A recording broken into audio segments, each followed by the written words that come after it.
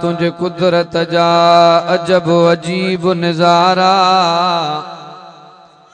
अल्लाह मिठा तुझे कुदरत जा अजब अजीब नजारा। किथे वण वण कार जा किथे बर पट बर कख डिठा कारा। किथे नफरत जा नुकसान डिठम के मोहब्बत जा मारा। रब मिड़नी खे तुझा सारा तू कादिर कुल कायनात जो। नबी जे दीन दामन में विढ़ल आया बे अघ जीव्या। नबी जे दीन दामन में विढ़ल आया बे अघ जीव्या। असां जेड़ा किना को जा किरल आया बे अघ जीव्या। काबिल सदे तराम वाजिबुल एहतराम मुझे इंतहाई मोहतरम मुकर्रम अजीजो दोस्तों भाइरों ए बुजुर्गों, मां अल्लाह तबारक व तआला जे कुरान अज़ीम जा 15 सिपारे जे मुंड मां हिकड़ी आयत सबूरी तिलावत कई है। दुआए त अल्लाह तबारक व तआला बुधण बुधाइण समझण ए समझाइण खां बाद पर वो साईं अवाई असां समूरन के कुरान अज़ीम जे दसल दग जे मथा अल्लाह तबारक व तआला अमल जी तौफीक अता फरमाए। उलमा जी हाज़री अवां दोस्तन जी तशरीफ आवरी साथिन जो जानी माली तावन रब साईं पंहिंजे बारगाह इलाही जे अंदर मंजूर ऐं मक़बूल फरमाए। तकड़ मां कोन कंदो आहियां प्रोग्राम में मुंहिंजी तबीयत न आहे, पंहिंजो जलसो आहे, मां एॾो परे जो बि कोन आहियां, पर मसइलो इहो त अॼु आहे पंहिंजे छोकिरनि जी दिस्तार अल्लाह वाली में सखर तकरीब बुखारी आहे उते बि पहुचणो। राति बि तकरीबन असां 5 बजे पहुता आहियूं, नौशेरे खां हेठियासीं, उजागो बि ॾाढो। हाणे मूंखे निंड खयूं थी वञे, मां साजुरनि जे करे पहुतुमि त मां वरी दिस्तार ते पहुचणो, पंहिंजे करे साथनि खे थोरी तकलीफ़ ॾिनीसीं। बहरहाल अल्लाह तबारक व तआला हिन प्रोग्राम के पंहिंजे बारगाह इलाही जे अंदर मंजूर ऐं मक़बूल फरमाए। हे साथी मेहनत करे कोशिश करे जाखोड़ करे कुरान जा जलसा ही बज़म ही कचहरियूं प्रोग्राम इन जे करे रखंदा आहिनि त मन को समाज में सुधारो अचे। वक्त के बचाईंदे अर्ज़ु रखां, दुनिया जे जहान में सवा लख नबी आया,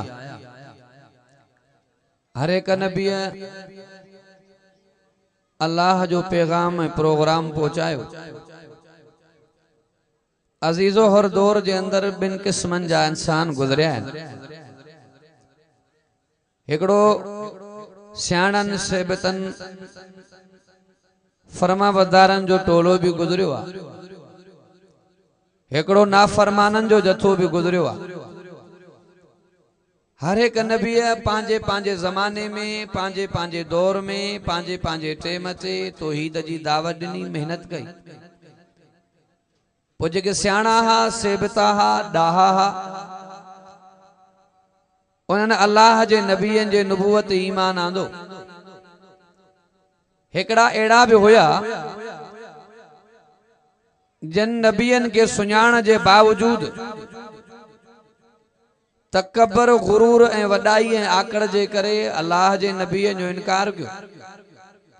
पोइ अल्लाह तबारक व तआला पंहिंजे नबीअनि जी नुबूवत मंझराइण जे लाइ पंहिंजे नबीअनि खे ॾाढो बनाइण जे लाइ अल्लाह तबारक व तआला पंहिंजे नबीअनि खे मौजज़ा अता फरमाया। कंहिं तरतीब सां मुख़्तसर मां ॻाल्हाईंदुमि, थोरो तवजो। ऐं जंहिं जंहिं नबी जे ज़माने में जंहिं जंहिं कम जो रिवाज हो उरूज हो, रब सैया पंहिंजे नबीअनि खे मौजज़ा बि उन नोयत जा अता फरमाया। मूसा नबी जे ज़माने में जादू जो वॾो उरूज हो, वॾा मुक़ाबला थींदा हा जादू जा। रब साईं जनाबे मूसा कलीमुल्लाह के मौजज़ो भी इन नोयत जो अता फरमायो। उलमा खां वाक़ियो ॿुधंदा आहियो, ड्रेग में कोन वजबो। फरोन जेके जादूगर आंदा मुकाबले में रस्सियों पे सटिन त नांग पिया बणजन। अल्लाह जे नबी अर्ज कयो, मुंहिंजा अल्लाह तुझे तौहीद ऐं मुंहिंजे इज्जत जो मसइलो आहे, अल्लाह पाक फरमाद मुझा कलीमुल्लाह घबरा न गणती न कर तुझे हथ में शाए अल्लाह ही लठा हासुआ सोटिया रब पाक फरमाद मुझा कलीमुल्लाह सटण तुझो कमा इन मु अज़दहा नांगु मां पियो बनाया अल्लाह जे नबी जडे उन लठ उन हासे के लमो दिनो एडो त अज़दहा नांगु बणियो जो समूरन जे नांगन के खाई तबाह करे मैदान में करो खणी बीरियो एडो वडो नांगु बणियो जो मूसा नबी भी पान पोते ढुरकियो ते एडी भला अल्लाह पाक फरमाद वला तखफ मूसा खौफ न कर सटी ने त अज़दहा नांगु बणजी पोंदो जे करे हथ वजंदे त सागी सोटी बनाए दिनो आ मोजज़ो नबी जो आ कमाल नबी जो आ अब ताकत केंजी आ अल्लाह जी आ एक कानून थींदो आ बी कुदरत थींदी आ जनाब आदम के अल्लाह बगैर अबे अम्मा जे बनायो हालांकि कानून तो इहो हो एक मर्द हुजे या एक माई हुजे या पर रब से जनाब आदम के न अब्बोवा न अम्मा है बगैर अबे अम्मा जे रब जनाब आदम के बनाए रब दुनिया के मैसेज दिनो त माखे कहे कानून जी काने मां अल्लाह हर शे ते कुदरत पियो रखा तवज्जो बा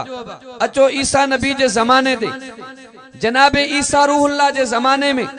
तिब जो वडो उरूज हो वड्डा मानू चोटी जा हकीम रहंदा हा रब सया ईसा नबी के मोजज़ो भी एड़ो अता फरमायो जो कोढ़ जी बीमारी आ नबी हथ तो फेरे त शिफा दी मिले अब दुनिया जा केडा भी डाढा मोतबर डाहा स्याणा सेबता डॉक्टर गड थी पवन एकड़े मोल मानू को जुमलो भी गाल राय सगंदा पुराने में पुरानी कबर आ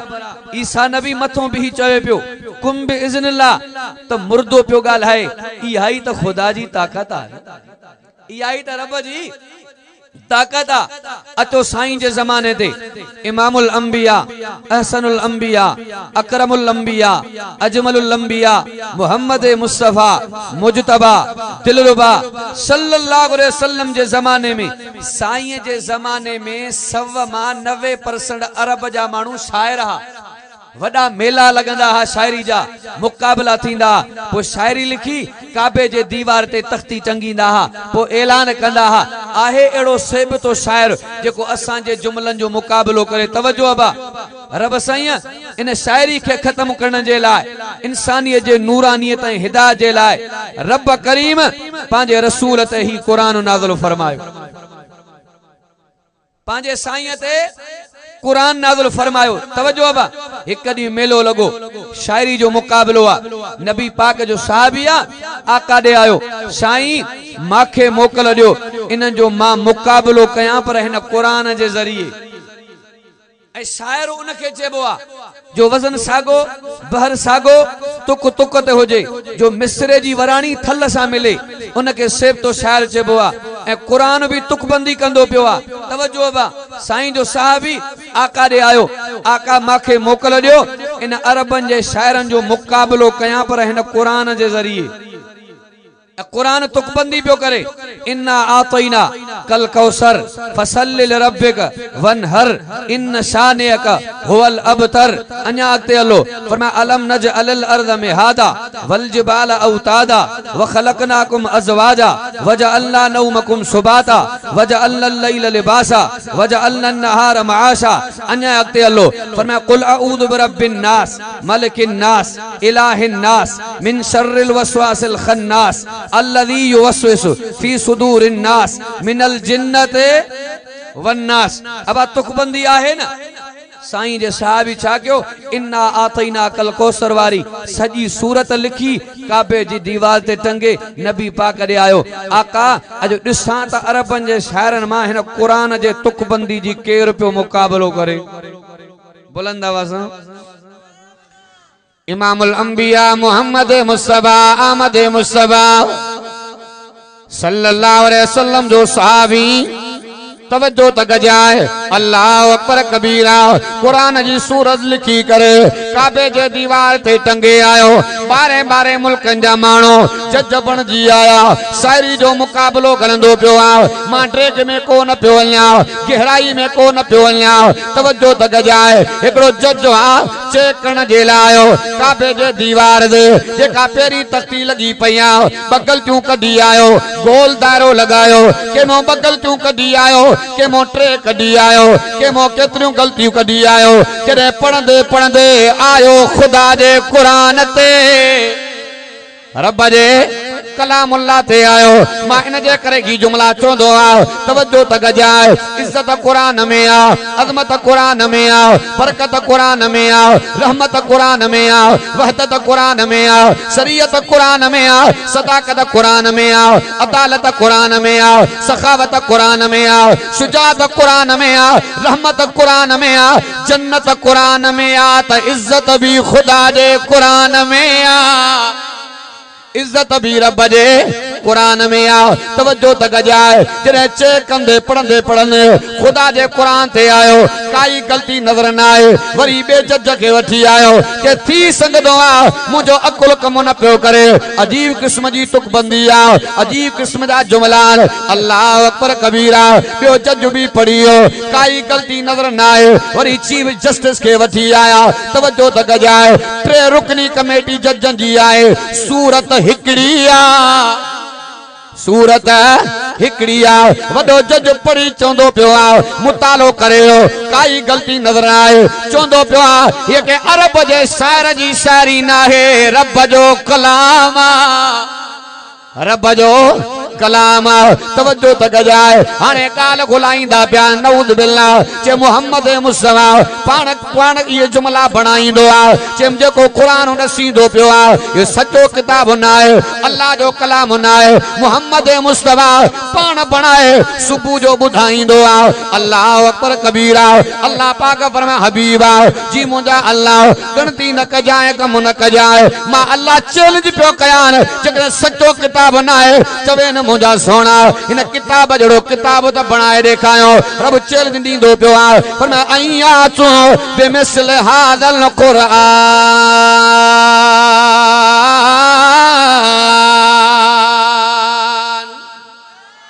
हबीब चवेन जेकर सचो किताब न आहे इन किताब जड़ो किताब बनाए देखायो तवज्जो त गजाए खान गजी आया नवाब गजी आया कामोरा गजी आया अदीब गजी आया सार गजी आया इन किताब जड़ो किताब बनाए न सग्या वरी अल्लाह पाक फरमा हबीबा मां अल्लाह नरमी करे बी पियो चैलेंज कयान खोर रब जो कुरान सूरह हूद में जुमला बीठान फरमा कुल फातु बे असर सुवर मिसली अल्लाह पाक फरमा हबीब चवेन सजो किताब चयो माल न बनाए सग्या हाणे चवेन दा सूरतू त कुरान जू बनाए देखायो तवज्जो त गजाए ना चोटीअ जा जोर लगाए बीठा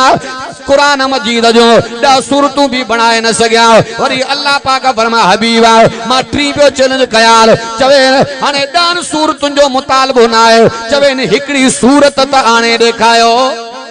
हिकिड़ी सूरत भी बनाए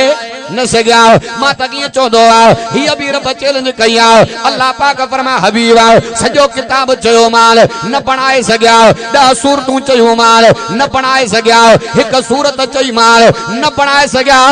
मुंहिंजा हबीबा हाणे माल तो मोहम्मद करीम जे मथां अरबी जा खाली जुमला पियो नाज़िल कयां जेके हरूफ मुक़त्ता चइबो आहे अलिफ लाम मीम हा मीम यासीन काफ हा या ऐन साद हबीब चवेल इन खाली जुमला जी माना त करे देखायो इन जे माना जी खबर जिब्रील के भी ना है इन जी माना जी खबर इमामुल अंबिया अहसनुल अंबिया अकरमुल अंबिया अजमलुल अंबिया मोहम्मद मुस्तफा मुजतबा दिलरुबा सल्लल्लाहु अलैहि वसल्लम उम्मत के न बुधाइया अजीजो इन किताब जड़ो किताब बनाए न सग्या किया बनाए सगन हां कुरान नबी जो मौजूज़ो आ कुरान नबी जो मौजूदो आ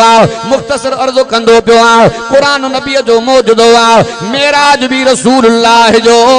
मौजूदो आ रजबुल मुरज्जब जो महीनो कलंदो पियो आ तवज्जो त गजाए अल्लाह तबारक व तआला साईं के मेराज करायो महीनो रजबुल मुरज्जब जो आ हैदर करान शेर खुदा रज़ी अल्लाह तआला जी विलादत थी आ महीनो रजबुल मुरज्जब जो आ रसूलुल्लाह जी ग्राणी नबी जे दुखन जी साथी आणी घर ध्याणी हजरत अम्मा खदीजा दुनिया जे जहान में बुरखो मचायो तने भी रजबुल मुरज्जब जो महीनो आ तवज्जो त गजाए अल्लाह तबारक व तआला बिन नबियन के भी मेराज करायो पर ज़मीन ते करायो इम्तिहान जे सूरत में करायो आदम नबी जी नबूवत ज़मीन ते आ मेराज ज़मीन ते आ इब्राहिम नबी जी नबूवत ज़मीन ते आ मेराज ज़मीन ते आ इस्माइल नबी जी नबूवत ज़मीन ते आ मेराज ज़मीन ते आ यूसुफ नबी जी नबूवत ज़मीन ते आ मेराज ज़मीन ते आ मुझे साईं जी नबूवत भी मथे आ त मेराज भी मथे आ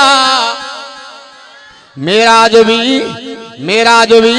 मथे आ मेराज में हिकमत केड़ी आ उलमा काफी शयूं लिखियूं तवज्जो त कजो मेराज किस्सो ना है मेराज जो वडो फलसफो आ मेराज मां उम्मत के नुक्ता मिलंदा पिया मेराज मां उम्मत के सबक मिलंदो पियो आ तवज्जो त कजाए अल्लाह अकबर कबीरा मेराज किस्सो ना है कहानी ना है ये भी उलमा हिकमत लिखी आ तवज्जो त कजाए संजन जी करवानी दुनिया जे जहान में बुरखो मचायो इन्हीं साल जे अंदर संजन जो चाचो दुनिया जे जहान में बुरखो मचायो इन्हीं साल जे अंदर ताइफ वारो वाक़ो पेश आयो इन्हीं साल जे अंदर दुखन मथों दुख टुटी पिया अज़ीज़ो तव्हां संजो दोस्त आ मित्र आ अज़ीज़ा भावा तवज्जो त गजाए जडे दुख पोची पवंदा सजण एड़ा भी होंदा हल त तोखे के शहर जो चक्कर हणाया कराची जो चक्कर हणाया इस्लामाबाद जो चक्कर हणाया बलोचिस्तान जो चक्कर हणाया चक्कर हणाए तुझे मूंड के तब्दील कया तुझे दिल जे बार के हल्को कया तुझे दुखन के हल्को कया अल्लाह पाक फरमा जिब्रील जी मुझा अल्लाह मुझे मोहम्मद करीम जे मचा दुखन जे मथों दुखान वने मुझे मोहम्मद के वठिया नबी के पांजा दीदार कराए जन्नत जा सैर कराए मोहम्मद जा दुखड़ा लाया बुलंद आवाज़ साईं जन के घुराइण वारो केरा केरा तवज्जो त गजाए कुरान नाज़िल जो आ ते मुराद जो आ नबी जी हिजरत आ ते मुराद जो आ हुजूर जो मेराज आ ते मुराद जो आ पराल रब के पतो खबरई त मेराज ते एतराज करण वारा भी ना पेरा अल्लाह तबारक व तआला पांजो तारफ करायो आ तवज्जो त गजाए एकड़ा बदबख्त चौंदा बयान जे मोहम्मद मुस्तफा रूहानी मेराज कयो आ जिस्मानी मेराज ना है तवज्जो त गजाए अल्लाह अकबर कबीरा एकरे मुहद्दिस के किताब में जुमला लिखियान जे रूहानी मेराज अल्लाह तबारक व तआला संजन के 27 मर्तबा करायो आ जेकरे रूहानी मेराज हो जे मक्के जा काफर एतराज न करना कुरान में भी अब्द ही जा जुमला भी चार जदे जिस्म में रूह मिली पवन तदे अब्द तैयार थींदो आ पर आज तवज्जो त गजाए फिर अल्लाह तबारक व तआला पांजो तारफ करायो आ खोल रब जो कुरान फरमाए बिस्मिल्लाहिर रहमानिर रहीम सुब्हानल्लज़ी असरा बिअब्दिही पाक आवाज़ तवज्जो त गजाए सुभान जो जुमलो तकरीबन सजे कुरान में उते इस्तेमाल थियो आ जिते वाक्यो अकुल जे खिलाफ जिते दुनिया जी ताकत खत्म थी वने उते रब जी ताकत खत्म जो शुरू थींदी आ पर हाल तवज्जो त गजाए जने अल्लाह जो नबी मसीह जे पेट जे अंदर यूनुस अलैहिस्सलातु वस्सलाम अर्ज़ कंदो पियो आ अल्लाह मसीह जे पेट मां निकरण कम त दुखियो आ फरमाए ला इलाहा इल्ला अंत सुब्हानका जेकर तू कुर्ब करे त सवलो आ तू मेहरबानी करे त सवलो आ तवज्जो त गजाए पाक आवाज़ ये शेर करायो पांजे बाने जो रात जे कुछ हिस्से में तवज्जो रात जे कुछ हिस्से में मस्जिद हराम का मस्जिद अक्सा ताईं तवज्जो त गजाए पर हाल तफसीर में को न पियो वञा अल्लाह पाक फरमाए जिब्रील जी मुंहिंजा अल्लाह वञी मुंहिंजे मोहम्मद के वठी आ संजन ते मदे किथे होया इन रिवायत में इख्तिलाफ आ हिक रिवायत में ईंदो आ संजन बैतुल्लाह में आरामी आ ॿी रिवायत में ईंदो आ पांजे घर जे अंदर आरामी आ टी रिवायत में ईंदो आ अम्मा उम्मे गानी जे घर आरामी आ संजन काथे बियो आ नबी जो मेराज मस्जिद खां शुरू थियो आ ऐं मोमिन जो मेराज भी अबा मोमिन जो मेराज मस्जिद खोआ मोमिन जो मेराज भी मस्जिद में आ तवज्जो तक जाए जॾहिं जनाब जिब्रील ईंदो पियो आहे अल्लाह पाक फरमाए जिब्रील मेहमान वॾो आहे तरीक़ो न अपनाए जाए सत के चीरे करे मोहम्मद जी सलामी ने तवज्जो तक कयो एडो एडो जनाब जिब्रील वल्लो उलमा का वाक़ियो ॿुधंदा हिकिड़ो नूरानी पर जेकॾहिं दुनिया जे तख़्ते ते खोले ज़मीन और आसमान जे खला के भरे छॾे ॼणो त अल्लाह पाक ईअं फरमाए जिब्रील नबीअ ॾे वञणो आहे पाण खे किलो करे वञाए नंढो करे वञाए छो त मोहम्मद जी सलामी ॾियणी आहे जॾहिं जनाब जिब्रील ईंदो पियो आहे इहे बि जुमला बुज़ुर्गनि खां ॿुधंदा अर्ज़ु कंदो पियो आहे अल्लाह तूं जे मोहम्मद खे कीअं जाॻायां अल्लाह पाक फरमाए जिब्रील नालो खणी सॾा न कजाए मोहम्मद जे जिस्म खे लोॾे करे न उथाए जाए अल्लाह तूं जे प्री मोहम्मद खे कीअं जाॻायां मां प्यार में चवंदो आहियां मोहब्बत में चवंदो आहियां शौक़ में चवंदो आहियां शौक़ में चवंदो आहियां मोहब्बत में चवंदो आहियां ॼण त अल्लाह तबारक व तआला ईअं फरमायो जिब्रील चपड़ ना थमाए नूर जा चुम कदम हुजूर जा बुलंद आवाज़ सां चुम चुम के तलियां चुम चुम के तलियां चुम चुम के तलियां साइनू जगाया चुम चुम के तलियां साइनू जगाया जिब्रील रब दा पैगाम लाया चुम चुम के तलियां जनाब जिब्रील अदब जे दायरे में संजन के जगायो उम्मत के नुक्तो मिलियो अब निंड में उथाइण जो इस्लामी तरीक़ो कहिड़ो आहे रोज़ वायदा ॿुधूं था हा बा निंड में उथाइण जो हिकिड़ो माण्हू सुतो पियो आहे तरीक़ो उथाइण जो इहो आहे सन्ना सन्ना पेरनि खे मटा ॾिजनि जीअं त सुम्हण वारो उथे त साम्हूं वारे खे ॾिसे त शिरक न भरे उथाइण जो तरीक़ो इहो आहे अब असां कीअं उथाईंदा आहियूं हा वरेली कंबल लमंदो ॾिस के ना सिजो काथे पहुतो आए के ना हाँ भाई जनाब रसूलुल्लाह सल्लल्लाहु अलैहि वसल्लम उच्चा पाक नबी मोहम्मद तो फरमाए मां मोहम्मद मुस्तफा की जो न्यारा ये भी जुमला बुजुर्गन को ॿुधंदा तवज्जो तक जाए 70,000 मलाकन जो टोलो अॻियों आ 70,000 मलाकन जो टोलो पोयों आ सजे आ खबे आ मेहमान वॾो आ त पहरो प्रोटोकॉल वॾो आ ॾाढा पाक नबी मोहम्मद तो फरमाए मां मोहम्मद करीम गे ज़मज़म जे खूह ते आंदो तवज्जो त कजो दुनिया वॾा एतराज़ कया जे दिल न करनी त माण्हू मरी वेंदो अल्लामा अनवर शाह कश्मीरी रहमतुल्लाह अलैह अजीब जुमला फरमाया तेसी ते क़यामत कायम न थींदी जेसी ते रसूल जो हिकु हिकु मौजूज़ो सचो साबित न थींदो अज दुनिया नबी जो मौजूज़ो मने पई हवा बाईपास थे पई न दिल जी आ साईं ऑपरेशन थे पियो न जनाब रसूलुल्लाह सल्लल्लाहु अलैहि वसल्लम दा फरमान मां मोहम्मद करीम ने सीने मुबारक के चा कयो तवज्जो तक जाए अल्लाह तबारक व तआला संजन जे सीने मुबारक के चीराए दिल मुबारक के कढराए जन्नत जे थाम में रखराए ज़मज़म जे पानी सां धोरायो हिकमत कहिड़ी आ हिकमत केड़ी आ तवज्जो तक जाए इन तमा जे कॉलोनी मा को हज ते विंदो आ उमरे ते विंदो आ कराची एयरपोर्ट ते एकड़ी इंजेक्शन लगंदी आ अब अच्छा दे करे जे पाकिस्तान जी आबहवा पंहिंजी आ सऊदी जी आबहवा पंहिंजी आ सेहत के बरकरार रखण जे लाइ एकड़ी इंजेक्शन लगंदी आ उलमा इया हिकमत लिखी आ अल्लाह तबारक व तआला संजन जे सीने मुबारक के चीराए दिल मुबारक के कढराए जन्नत जे थाव में रखराए ज़मज़म जे पानी सां धोराए अल्लाह उहे अनवारात भराया जेके उतों जे बर्दाश्त वारा बुलंद आवाज़ पाक नबी मोहम्मद तो फरमाए मां मोहम्मद करीम जो सफर ते हलियो आ सवारी जन्नत जी आ बराल तवज्जो त कजो मां ट्रेक में कोन पियो वञा मुझे साईं जो सफर शुरू थियो आ पाक नबी मोहम्मद तो फरमाए सफर कंदे कंदे मंजिलूं जागींदे जागींदे एड़ी जगह ते आया जिब्रील अर्ज़ कंदो पियो आ आका किते भी बरकातूं नमाज़े नफिल पढ़ो तवज्जो त कजाए संजन बरकातूं नमाज़े नफिल पढ़ी आ पान करीम सल्लल्लाहु अलैहि वसल्लम फरमायो जिब्रील ही कड़ी जाया आका वादी असरबाज जो अज जो नालो जो मिठो मदीनो आ बुलंद आवाज़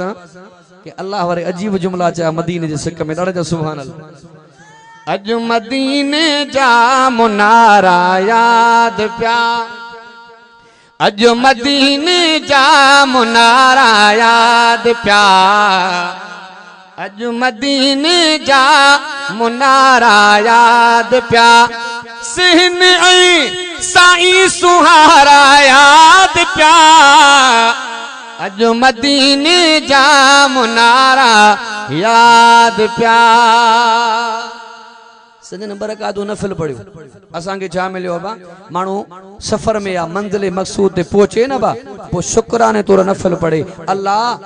कम तो घणो हो पर तू मेहरबानी फरमाए हित पहुंचायो बुलंद आवाज़ा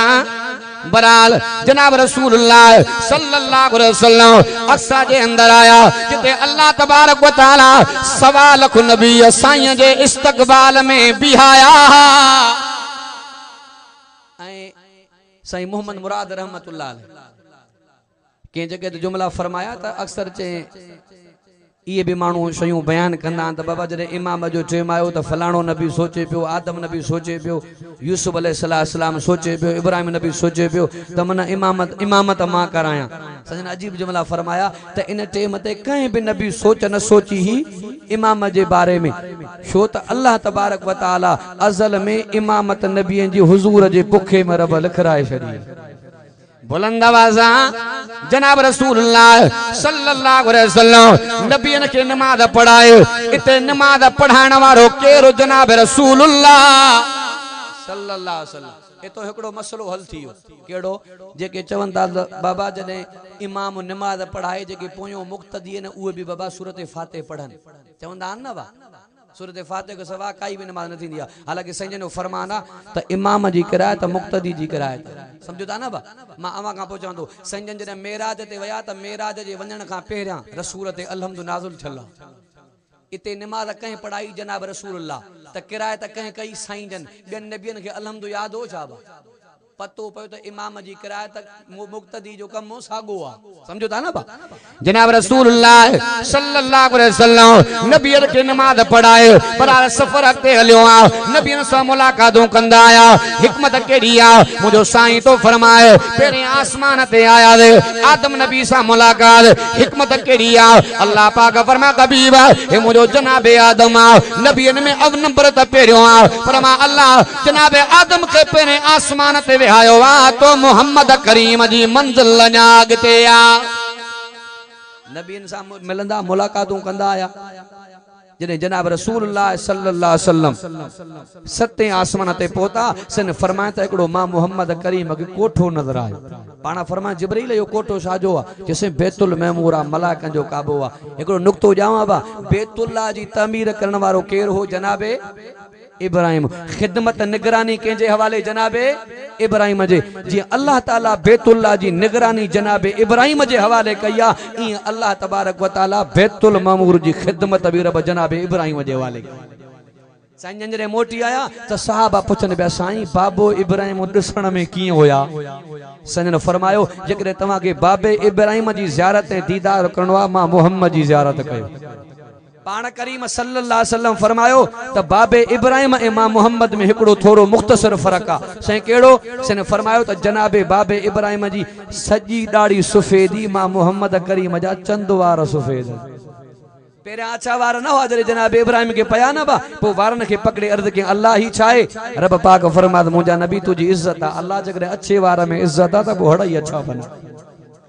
अब आज अगर लज्जा फरमा पधार हूंदा गाड़ी में भी तवा वेंदो ना बा अच्छे अच्छे दाढ़ी वाले मानू जो मानू लज्जा एहतराम कंदा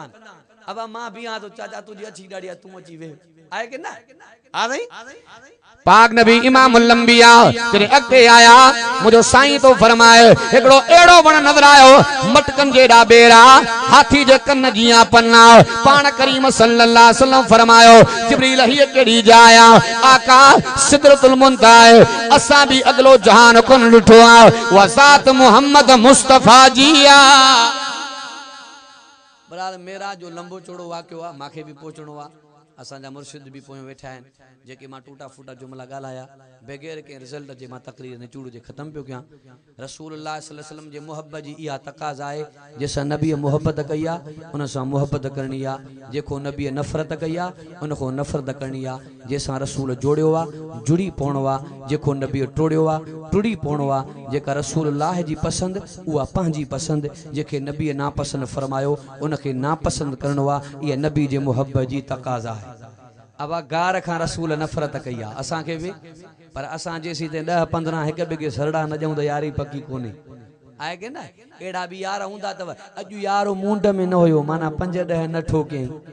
आहे की न। अबा गार खां नबी नफ़रत कई आहे। साईं जो साहिबी आहे त जाबिर बिन सलीम रज़ी अल्लाह ताला अन्हु साहिबी फरमाए तो माखों कॾहिं कॾहिं जुमला निकिरी वेंदा मां ॻाल्हाइण जो तिखो हुयुमि। पाण करीम सल्लल्लाहु अलैहि वसल्लम फरमाए ए जाबिर बिन सलीम गार गंद खां परहेज़ कंदो कर, गार खां मां मोहम्मद खे नफ़रत आहे। हज़रत जाबिर बिन सलीम तूं पाण तो वाक़ियो ॿुधाए त मुंहिंजी ज़िंदगी गुज़रदी रही वरी मुंहिंजे ज़ुबान ते कॾहिं जुमला गार जा न आहे। ये रसूल जा साहब आहे। अब गाने का भी नबी नफ़रत कई आहे, असांखे नफ़रत करणी आहे। जे वञूं हाणे दुकाननि ते न बा साजुर साजुर माशाल्लाह क़ुरान जी तिलावत हलंदी, वरी कलाक में पोइ कवाली हलंदी, वरी जेके 10-11 ते कमु पहुचंदो न बा पोइ गाननि जा धुड़िया हूंदा सदके मुसलमान तुंहिंजे ईमान था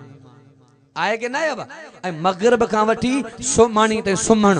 इनखे रसूल नापसंद फरमायो आहे। सुमाणी खां पोइ जल्दी सुम्हण इनखे नबी पसंद फरमायो आहे। काबतुल्लाह ॾे मुंहुं करे थुक सटण इनखे बि रसूल नापसंद फरमायो आहे। पाण सजन फरमायो अगरि कंहिंखे थुक जी तकलीफ़ आहे, खंघारे जी तकलीफ़ आहे, इस्लामी कचहरी में वेठो आहे, चैन चङनि में वेठो आहे, उन सां मसलो आहे, खंघारे जी तकलीफ़ आहे, थुक जी तकलीफ़ आहे, सजन चादर मुबारक त्री ते रखी पाण लोहा बे दन कढी महटो जे पाण तरीक़ो बि सम्झायूं। अगरि अहिड़ो को मसलो त इहो तरीक़ो अपनाइजो। कंहिं बुज़ुर्ग लिखियो आहे त हर हर बार बार कंहिंजे साम्हूं थुक सटण इहा बि अॻिले ते नफ़रत तारी कंदी आहे। संजन कंहिं जॻह तो गुज़रिया दीवार ते थुक लॻल ई ॼमी चुकी, पाण साहिबी खे सॾे फरमायूं काठी जो टुकड़ो खणी इनखे खरड़े लाहे छॾ, ॾिसण वारे ते नफ़रत तारी थींदी। अज़ीज़ो जेका नबीअ जी पसंदि उहा पंहिंजी पसंदि। आख़िरी ॻाल्हि संजन जॾहिं मको छॾे मदीने विया अब कहिड़े साहिबी जे घर महिमान तरसिया हा जनाबे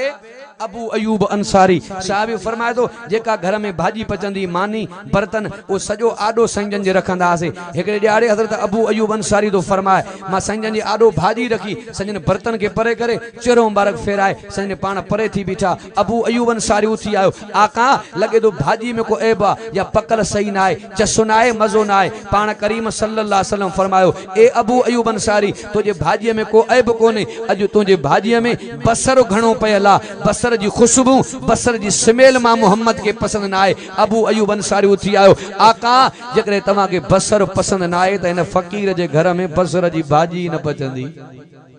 मतां चओ था अब्बासी मौलवी चयो आहे बसर हराम आहे, हराम न आहे